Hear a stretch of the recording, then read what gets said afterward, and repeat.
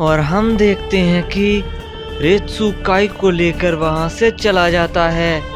तभी 20 ग्रैंड पीस्ट से कहता है, पिताजी आखिर ये कौन था और आप इसे जानते हैं? ये ऐसे बात कर रहा था।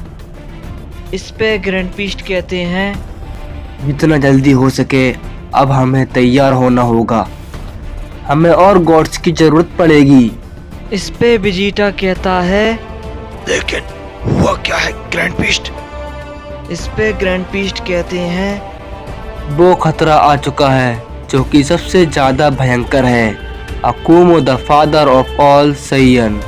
इसके बाद वेजिटा कहता है, क्या अब ये अकुमो कौन है? इस पे ग्रैंड पीस्ट कहते हैं, ये वक्त सवाल जवाब का बिल्कुल नहीं है, हमें जल्द से जल्द सारे गॉड्स को खबर करनी होगी। इसके बाद ग्रैंड पीस्ट सारे यूनिवर्स के एंजल से कांटेक्ट करते हैं और उनसे कहते हैं, अपने अपने यूनिवर्स के गॉड ऑफ डिस्ट्रक्शन से कहो उन्हें ओमनी पैलेस में बहुत जरूरी काम से बुलाया है।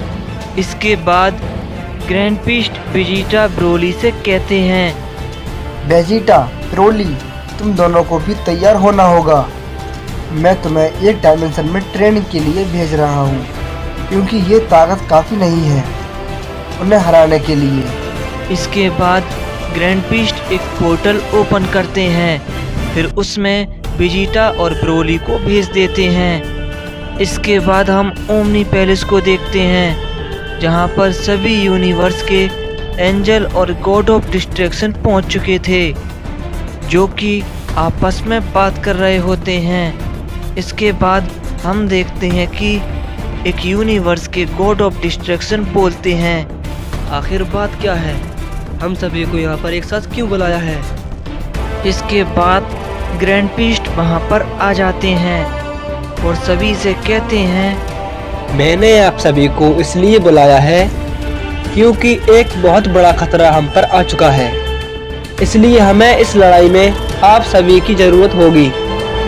इसके बाद एक गॉड ऑफ डिस्ट्रैक्शन कहते हैं, कौन से खतरे की बात कर रहे हैं आप? इस पे ग्रैंड पीस्ट कहते हैं, मैंने आप सभी को इसलिए बुलाया है क्योंकि एक बहुत बड़ा खतरा हम पर आ चुका है, इसलिए हमें इस लड़ाई में आप सभी की जरूरत होगी।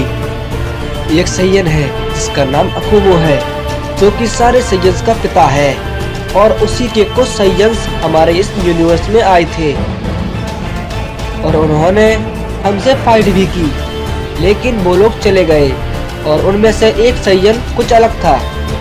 वो लड़ाई के इरादे से नहीं आया था, वो तो अपने भाई को बचाने आया था, लेकिन ऐसा लग रहा था कि जैसे उसे किसी ने मना किया हो, और शायद वो अकुमो ही था। इसके बाद हम दूसरी ओर काई और रेत्सु को एक साथ देखते हैं, जो कि अनजान जगह पर होते हैं। तभी हम देखते हैं कि वहाँ पर अकुमो आ जाता है। तभी अकुमो उन दोनों से कहता है, मेरे सैयन्स, तुम्हारे लिए एक और काम है। इस पे रेत्सु कहता है, जी अकुमो सामा, बताइए क्या काम है, हम उसे जरूर पूरा करेंगे। इस पे अकुमो कहता है, मुझे अगले ड्रैगन बॉल की जगह का पता चल गया है, और वो ड्रैगन बॉल यूनिवर्स 7 में है। तुम्हें वहां जाना होगा और वहां पर से ड्रैगन बॉल को ढूंढकर लाना होगा, और कुछ समय बाद मैं भी वहां पर आऊंगा, क्योंकि मेरा कुछ हिसाब बाकी है, और जो भी रास्ते में आए उन सबको खत्म कर देना, किसी को भी मत छोड़ना। इस पे काई खुश हो जाता है और कहता है, अकुमो सामा, हम आपका काम जरूर करेंगे और उन सभी गॉड्स को भी मार देंगे।